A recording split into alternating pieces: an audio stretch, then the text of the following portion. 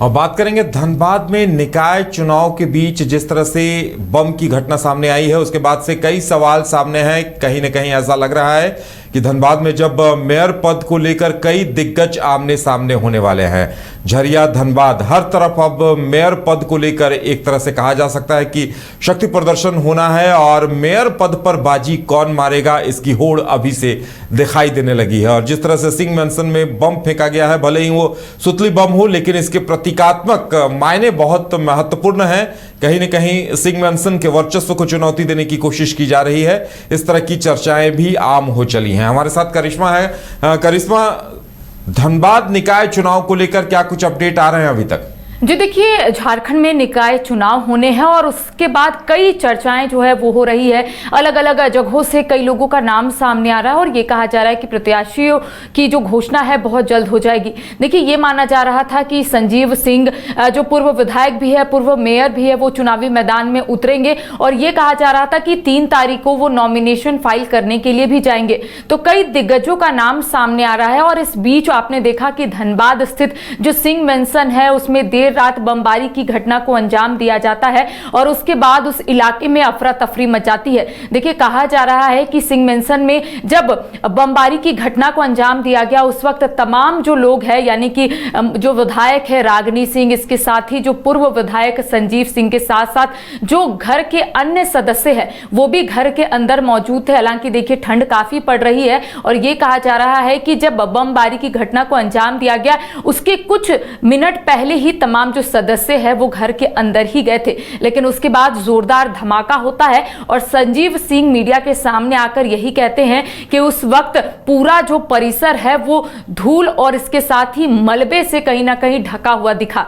साथ ही साथ एक सोशल मीडिया पर एक पर्चा जो है उदय, वो लगातार वायरल हो रहा है और उसमें कई बातों का जिक्र किया गया है। देखिए, उस पर्चे में यह भी कहा गया और इसके साथ ही अमन सिंह गिरोह के शंकर नामक व्यक्ति की ओर से जो बमबारी की जिम्मेदारी लेने का दावा किया गया है और पर्चे में यह भी कहा गया है कि संजीव सिंह का दरवाजा बम से उखाड़ दिया गया है और धनबाद में जो भी लोहा या फिर कोयला का कारोबार करेगा उन्हें रंगदारी देनी होगी। साथ ही साथ देखिए, अब यह कहा जा रहा है चूंकि इस पर्चे को लेकर अभी तक कोई भी बयान जो है वो सामने नहीं आए हैं, या तो पुलिस की तरफ से हम बात करें या फिर संजीव सिंह की तरफ से बात करें। संजीव सिंह ने स्पष्ट तौर पर यही कहा है कि जब ये घटना घटी उसके चंद मिनट के बाद ही सुरक्षा कर्मी जो है वो घर के अंदर एंटर किए हैं। तो आखिर ये पर्चा कहां से आया? अभी जो जानकारी आ रही है, सौरभ से भी हमारी बातचीत हो रही थी, संजीव अग्रवाल के नाम पर सहमति बन गई है। बताया जा रहा है कि बीजेपी समर्थित उम्मीदवार संजीव अग्रवाल होंगे।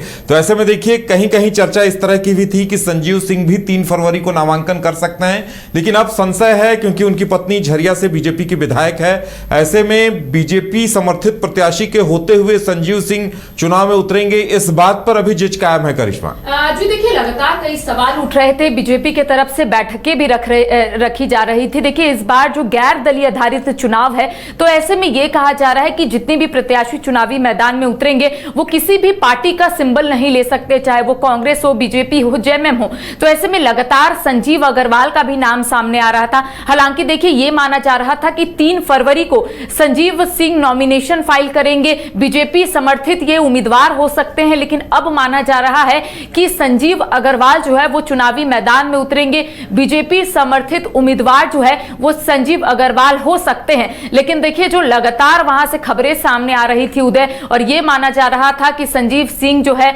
वो दावा ठोक रहे हैं और लगातार ये कहते हुए नजर आ रहे थे कि वो इस बार चुनावी मैदान में उतरेंगे। लेकिन अब कुल मिलाकर हम कह सकते हैं कि जो बीती रात जो घटना घटी है, जो बमबारी की घटना सामने आई है, इसको लेकर कई सवाल उठ रहे हैं। सुरक्षा को लेकर सवाल उठ रहे हैं, कानून व्यवस्था को लेकर सवाल उठ रहे हैं और लगातार ये मांग जो है वो संजीव सिंह के साथ साथ झरिया विधायक रागिनी सिंह की तरफ से की जा रही है कि जो भी दोषी है उन्हें सख्त से सख्त सजा मिलनी चाहिए। साथ ही साथ जो लेटर लगातार सर्कुलेट सर्कुलेट कर रहा है सोशल मीडिया पर। इसको लेकर उनका यही कहना है कि जब ये घटना घटी थी उसके चंद मिनट के बाद ही जो सुरक्षा कर्मी है वो घर के अंदर पहुंच गए थे, जो पुलिस कर्मी है वो भी घटना स्थल पर पहुंच गए थे। तो ये पर्ची आखिर सोशल मीडिया पर कैसे वायरल हो रहा है, आखिर ये कहां से आ रहा है, इसकी जांच होनी चाहिए। तो लगातार उस पर्ची को लेकर भी सवाल उठ रहे हैं कि जब संजीव सिंह के हाथ में वो पर्ची नहीं आया तो आखिर ये पर्ची आया तो आया कहां से और सोशल मीडिया पर इतना सर्कुलेट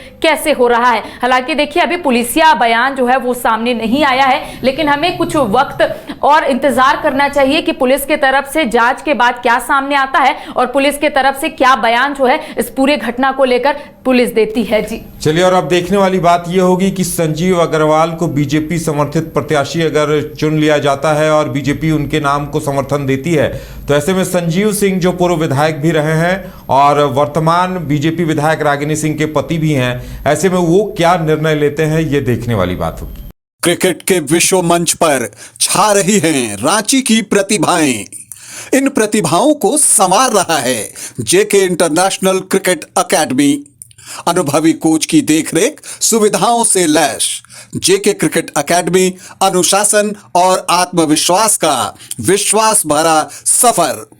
घर रहने का मकान भर नहीं, ये खुशियों की तिजोरी है। दरवाजे पर दस्तक देता पड़ोस, खिड़कियों से उमड़ आता आसमां, तारों में उलझी ऐसी ना जाने कितनी दास्तां।